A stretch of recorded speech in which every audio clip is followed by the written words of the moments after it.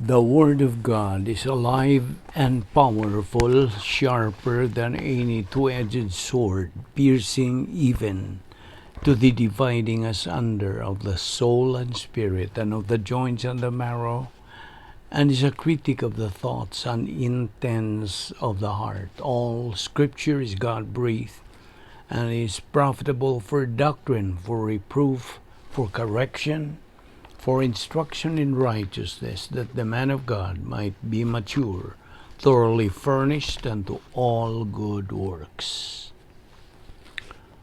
Welcome everyone to our daily doctrinal Bible study through the YouTube of the Balbido Evangelistic Ministry, and we are still concentrating on our study entitled Spiritual Freedom and Responsibility. We go right away to our usual routine to be able to let God, the Holy Spirit, fill our soul. We have to use the rebound technique of 1 John 1:9. If we confess our sins, God is faithful and just to forgive us our sins and to cleanse us from all unrighteousness. Therefore, let us pray.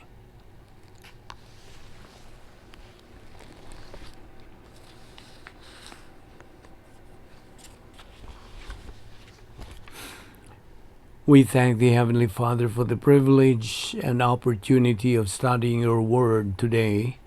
We thank you for your grace that keeps us healthy and alive, and for uniting us and getting us together today once again and be able to assimilate your truth, which is every believer's spiritual food.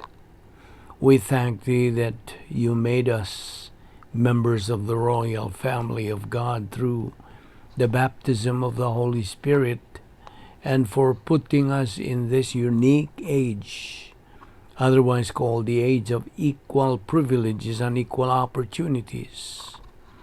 So we now pray that you give us the necessary concentration as we study your word today, and we pray that you challenge us to these things we're going to take up. We ask all this in the name of our Lord Jesus Christ. Amen. Spiritual freedom and responsibility. Now let us review the 3 points that we discussed yesterday. Point number 1, God provided everything the man and the woman would need to live and be happy. Number 2, God also gave them the gift of human freedom. Genesis 2:16. And number 3, God also gave human volition a test and a warning. Now, following the first test came the first temptation in human history. Temptation never comes from God. Repeat, temptation never comes from God. The tree was not a temptation in itself, because God warned them and provided everything else they needed outside of that tree. It was Satan who tempted them. The tempter is deceptive. He is intelligent. He is attractive. And he is evil. And temptation never comes from God. Now, the woman distorted God's warning from a lack of concentration on God's word. And if you read Genesis 2 and 3, you will see this concept. Eve was faced with the temptation to be like God. Satan's distorted logic deceived the woman. We know she was deceived because of 1 Timothy 2:14, and in Genesis 2 and 3, the woman distorted the word of God. She said something that God had not said. And Satan used this temptation to be deceived or to deceive the woman. Again, the first principle is temptation never comes from God. James 1:13. The tempter is deceptive, intelligent, attractive, cunning, and evil. And by the way, he still exists. And if you do not believe in this tempter, then that's his greatest disguise. Now, the woman in the garden distorted God's warning from a lack of concentration on God's word. Now listen again to Genesis 3, 2 and 3. And the woman said to the serpent, We may eat the fruit of the tree in the garden, but the fruit of the tree which is in the midst of the garden, God has said, You shall not eat of it, nor shall you touch it, lest you die. Now there was no mention by God about touching it, right? None. There was nothing about touching it. It simply means that Eve had not concentrated on the warning of God. And therefore Eve was faced with the temptation to go outside of God's plan for provision. Now, listen to Genesis 3, verses 4 and 5. And the serpent said to the woman, You will not die. That's a lie. For God knows the day you eat, your eyes will be opened, and you will be like God, knowing good from evil. Satan's distorted logic deceived the woman. And if you want to study her deception, the fact that she was deceived, you can find this in 1 Timothy 2:14. Now, the first temptation in the garden led to the original sin of negative volition. Listen to Genesis 3:6. So when the woman saw that the tree was good for food, that it was pleasant to the eyes, and a tree desirable to make one wise, she took of its fruit and ate. She also gave to her husband with her, and he ate. The first temptation led to the original sin of negative volition. Adam was not deceived, but followed the woman in the original sin, and therefore God held Adam responsible. He was created first. God took the woman out from the man. He had the authority. He had the leadership. He failed. 1 Timothy 2:13 and 14. Now, this is where all of the problems in the human race began, right here. And this is where we understand the gift of freedom and also the consequences of violating the responsibility of freedom. Freedom demands responsibility. And listen, spiritual freedom demands responsibility. Don't you ever forget that. What happened when Adam and the woman ate of the tree of the knowledge of good and evil? This was an act of negative volition. First of all, Adam's sin contaminated the entire human race. This is found in Romans 5:12. So then, just as sin entered the world through one man, and death through sin, and so death spread to all people because all sinned. And all of this are genetically contaminated. And that's why the outward man is perishing. Because beginning with the original sin in the garden, man was spiritually dead at that point. So, let's get the second point. Adam's sin resulted in spiritual death. That is the promise of Genesis 2:16 and 17. Actually, that's the warning. It's not only a promise, it's a warning. Verse 16 says, Then the Lord God commanded the man, You may freely eat fruit from every tree of the orchard. Verse 17, But you must not eat from the tree of the knowledge of good and evil, for when you eat from it, you will surely die. But at the tree of the knowledge of good and evil, you shall not eat, For in the day that you eat, you shall die. That was spiritual death. Genesis 2:17b, Romans 6:23a, 1 Corinthians 15:22.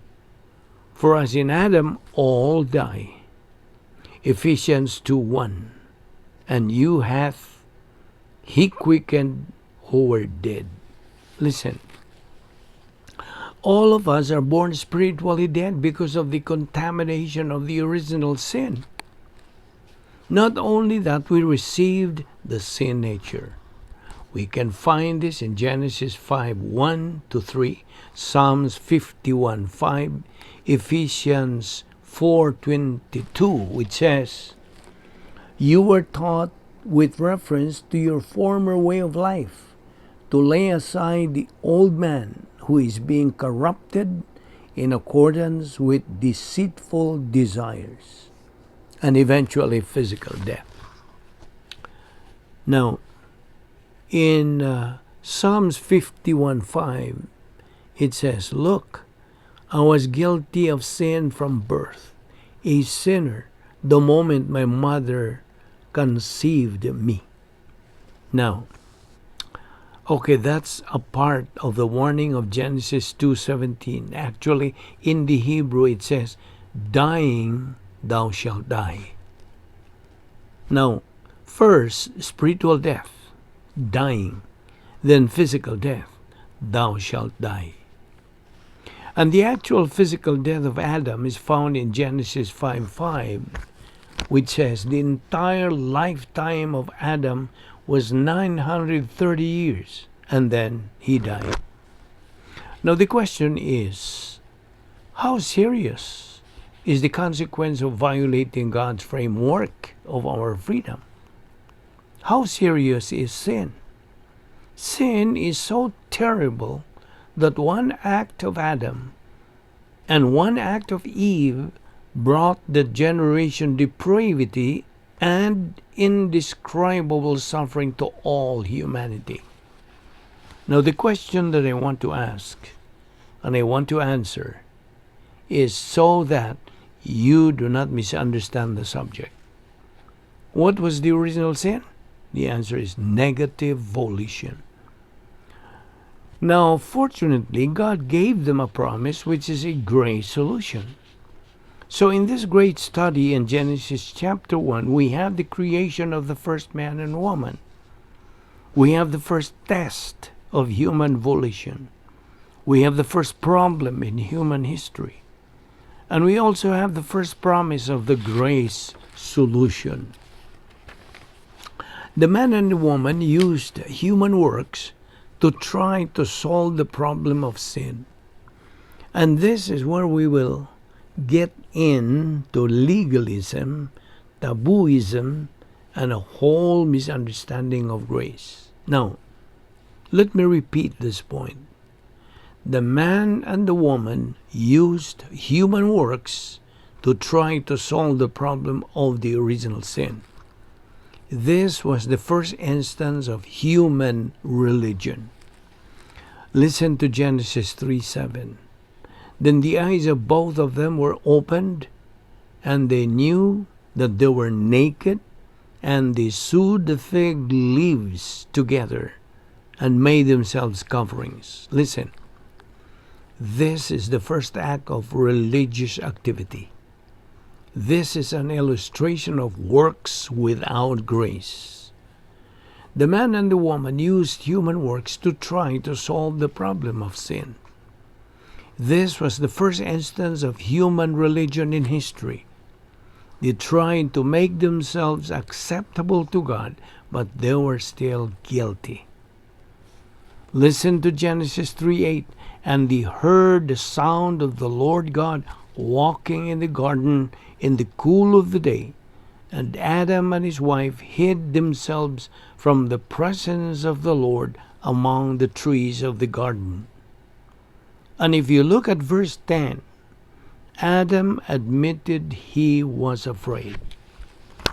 Verse 10 says, the man replied, I heard you moving about in the orchard, and I was afraid, because I was naked, so I hid. Now, this is a beautiful illustration of the consequences of our decisions. It's true we do have freedom, but we also have responsibility. So, where do we find grace? Genesis 3:9, the Lord God called for them. Look at Genesis 3:9. Then the Lord God called to Adam and said to him, "Where are you?" Now this is the grace of God. And there are 4 effects of the original sin: perversion, guilt, fear, and hostility. Adam and Eve both put blame on someone else.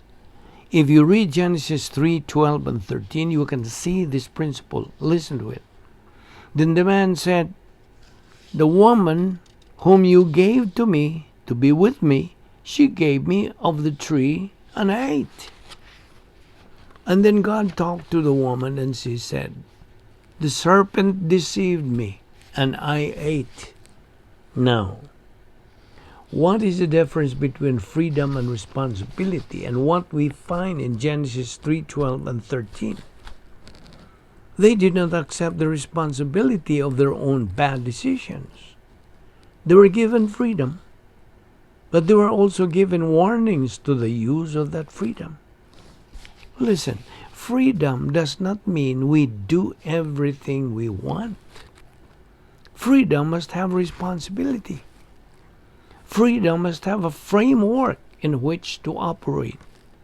Freedom must have a track to run on. Freedom must be balanced with responsibility. And God gave them both freedom and warning and responsibility.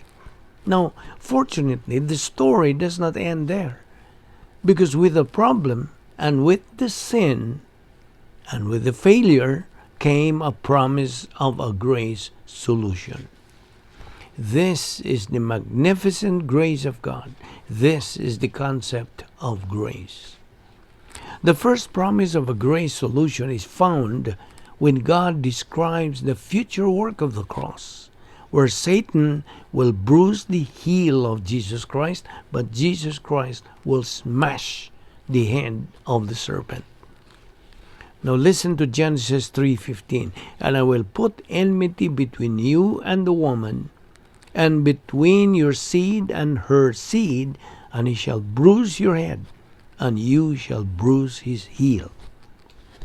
So, God in his matchless grace was not taken by surprise. He knew in advance. He provided them freedom. He provided them warning. He did not tempt them, but he was ready and waiting for a grace solution. So in Genesis 3:15, we have the first promise of a grace solution. And by the way, those 2 people, the first man and woman, Adam and Eve, may I ask you, where are they right now? Where are they? The answer is Adam and Eve are in heaven right now. Now, why do you think they are in heaven right now? Why? Answer: Adam and Eve are in heaven right now because even when they made a bad decision, even when they failed, they used the same volition to recover and believe. And now they have eternal life. And now they are in heaven. So, let us look.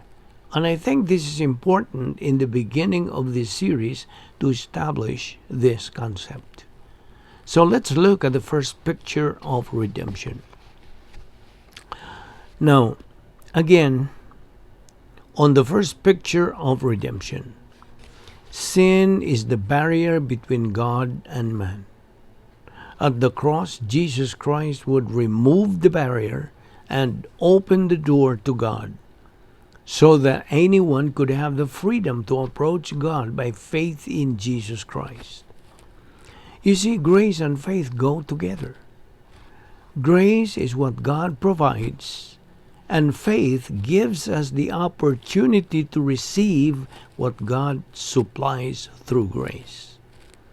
And that's why it says in John 10, verse 9, Jesus says, I am the door.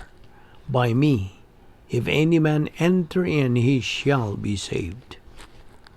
So you have the freedom to choose to walk through the door and receive the gift of God, which is eternal life. Adam and the woman, even though they failed, they had another choice. They had a grace choice and a grace option, and they took it. Now Adam and Eve acknowledged they were helpless to solve their problems of sin by accepting the covering. You see, they tried fig leaves, but God rejected that. That was their work. That was human works. But God provided goats' skins. That was God's provision. And they chose from their own volition to receive that provision. So once again, God's clothing on Adam and Eve is the first biblical picture of redemption. A guiltless animal was sacrificed to provide a covering for sinful man. Jesus Christ fulfilled that sacrifice, by the way, during the first advent. In John 1:29, John said, Behold the Lamb of God who takes away the sin of the world. Adam and Eve acknowledged they were helpless to solve their problem of sin by accepting the covering.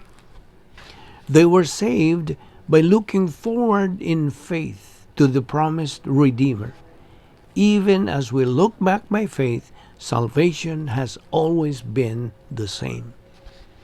Faith in the second person of the Trinity as he has been revealed. Acts 16:31 says, Believe on the Lord Jesus Christ, and thou shalt be saved. We look back to the cross by faith. Adam and the woman and everyone before the cross, they looked forward to the cross by prophecy. Both of us, Old and New Testament believers, are saved by grace through faith. We have been saved by the same object, by the same grace, by the same person, by the same salvation, the same eternal life, and we received it as a gift by faith. Now, of course, he was revealed in different ways, in different names in the Old Testament, but it is the same object and the same faith. Now, here is a very important principle. The sovereignty of God and the free will of man coexist by divine decree. This is so important. Many people, what we call Armenians, they think that they can believe into God's plan and then they can get out by the same belief. But God has a plan that says that once you enter into that plan, you are in that plan forever. So we must understand that the sovereignty of God and the free will of man coexist by divine decree. Now, we have another group of people which we call hyper-Calvinists, and they think that God's sovereignty is violating human volition. They think that people are saved whether they desire it or not. They can actually be saved without believing on the Lord Jesus Christ. They say they believe, but they say they believe because God's grace is irresistible. Now listen. God's grace is resistible. People can reject the grace of God. Because in Titus chapter 1 verse 7 it says, The grace of God that brings salvation has appeared to all men. And yet all men are not saved. And therefore always remember that the sovereignty of God and the free will of man coexist by divine decree.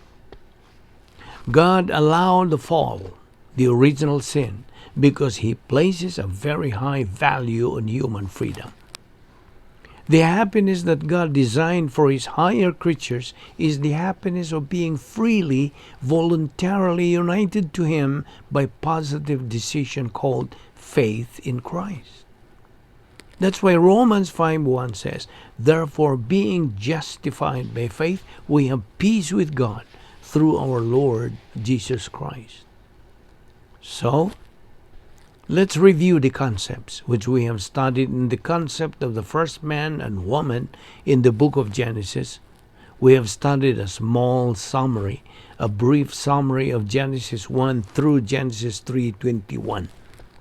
Let's get the summary. First of all, God placed a perfect man and perfect woman in a perfect environment, and He gave them the gift of freedom. We studied this in Genesis 1:26 through 31. To make the freedom real, God gave the man and the woman real choices through a test of human volition. We studied this in Genesis 2:16 and 17. God knew what would happen if they used their volition the wrong way. But God places a high value on human freedom. John 8:32 says, "You shall know the truth, and the truth shall make you free." We must take seriously the consequences of our choices in life. I want to repeat that. We must take seriously the consequences of our choices in life. John 3:18 says, "He that believeth not is condemned already, because he has not believed in the name of the only begotten Son of God." Let us pray. We thank the Heavenly Father for the privilege and opportunity of studying your word today. We thank you for all of these things that we have learned from your truth. Thank you for your word which we have assimilated. We are so grateful for making it so vividly clear and lucid, most especially that so great salvation that you have given us through faith in Christ alone, and the divine assets that you have graciously provided us for our use in our spiritual life. May you bring us again tomorrow to this place where we can continue to take in your precious word. Thank you, Father, for this Bible study through the YouTube under the Balbido Evangelistic Ministry. All this we ask in Christ's name. Amen.